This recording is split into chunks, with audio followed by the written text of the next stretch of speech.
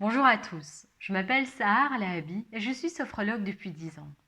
Aujourd'hui, dans cette vidéo, je vais vous parler d'un des outils de la sophrologie, la visualisation. La visualisation, c'est notre capacité à pouvoir se créer des images dans notre esprit. On peut avoir une visualisation dans le passé, d'ailleurs c'est quelque chose qu'on fait assez souvent. Par exemple, lorsque vous vous remémorez un souvenir, vos dernières vacances, un souvenir d'enfance. Ou bien, on peut faire une projection dans le futur, qui peut être agréable. Imaginez un petit peu toute la joie que vous allez ressentir lorsque ce confinement va être terminé, les gens que vous allez prendre dans vos bras, que vous allez serrer très fort, votre famille, vos amis. Ou bien, il peut s'agir d'une projection qui peut être plutôt désagréable. Imaginez un petit peu, et vous allez peut-être le ressentir, si on vous dit que ce confinement va durer encore longtemps, va durer encore des mois. Vous l'aurez compris, toutes ces visualisations, et une bonne visualisation, va venir créer en nous des émotions, parce qu'on va venir ressentir les choses.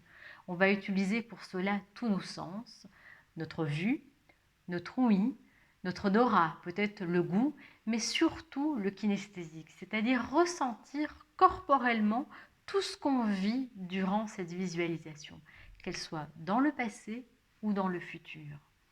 D'ailleurs, différentes études scientifiques ont comparé l'activité cérébrale chez les personnes faisant une action et chez d'autres personnes qui se visualisaient cette action.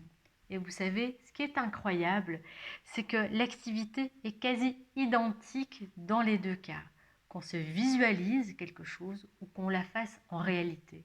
C'est comme si notre cerveau ne faisait quasi pas la différence.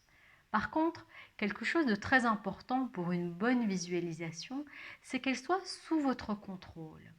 S'imaginer que le confinement, par exemple, va s'arrêter demain, ce n'est pas la réalité. Mais par contre, la seule chose que vous allez pouvoir changer, c'est uniquement vous-même et la réponse que vous allez donner à cet environnement.